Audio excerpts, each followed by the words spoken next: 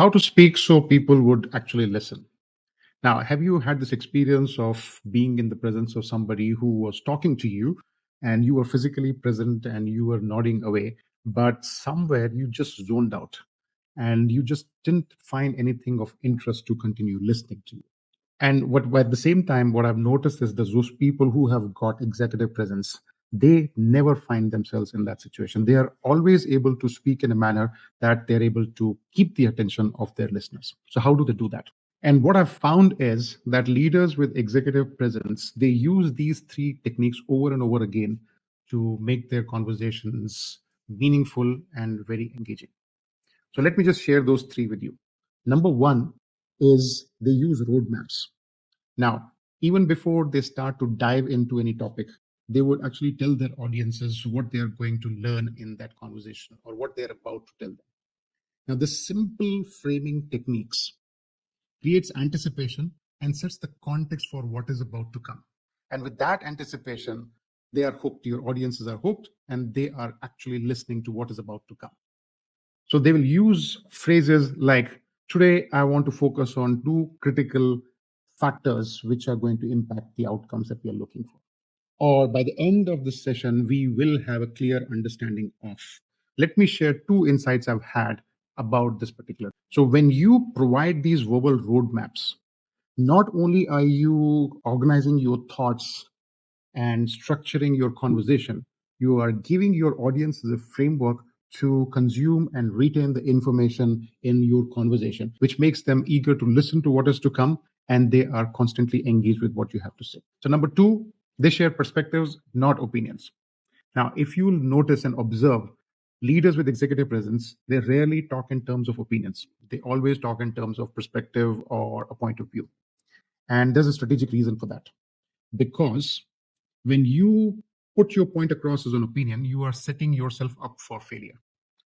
Because if you are challenged, we tend to defend our opinion, not because it is right or wrong, but because it is your opinion. And leaders, they recognize that fact. And that's the reason they would use statements like, well, in my perspective, or the way I see things, or what I have experienced is. So, this subtle shift in the way that you put your point across communicates a very powerful message that there can be multiple perspectives in any situation on any particular topic, and that you are comfortable with the fact that you could be wrong or that multiple perspectives can coexist and that you are willing to have a dialogue rather than a debate. So that's the hallmark of a strategic leader with executive presence, is that they're able to see the patterns, they're able to connect the dots, create insights rather than have opinions. And number three is warmth. Be warm, cultivate warmth. Now, technical expertise gets you a seat on the table, but your warmth, your ability to connect at an emotional level, that is what develops deep, meaningful relationships that sustain over a period of time. So, how do you become warm? Well, you don't have to become overly casual or sacrifice professionalism to become warm. When you put a smile on your face, you communicate warmth. When you use other person's name in a most natural way when conversing with them or talking to them, you communicate warmth. When you are not rushed, when you give all the time to listen to what they have to say, you communicate warmth. And finally, when you speak in an even tone at a comfortable volume, you convey confidence without dominating the conversation. Now, these small, subtle, but very powerful cues, they communicate psychological safety, which is very critical for you to have a genuine conversation, a dialogue. Okay, so what is your action item? How can you put these insights into practice? How can you use them in your own conversation style to improve your executive presence?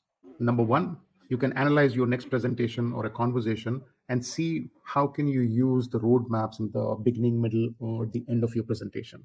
And number two, record yourself for a conversation or see an old recording to check how many times you use the expression in my opinion, and see if there's an opportunity for you to start rephrasing that as my point of view is, or in my perspective, or the way I see it, whatever works for you. Number three, start blocking 10 minutes of your time before you walk into an important meeting.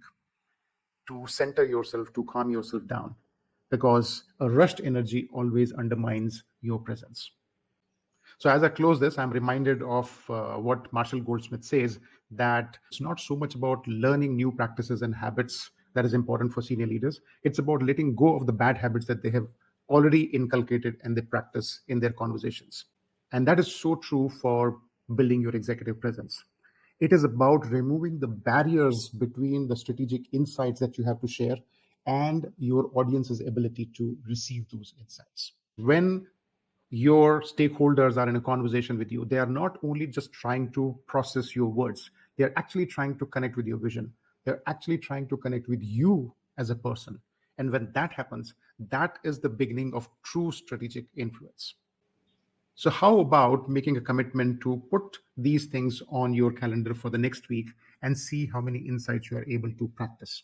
That's the only way that you are going to make any change and make sure that your investment of time in going through this video is worthwhile. So, thank you very much, and I will see you next week.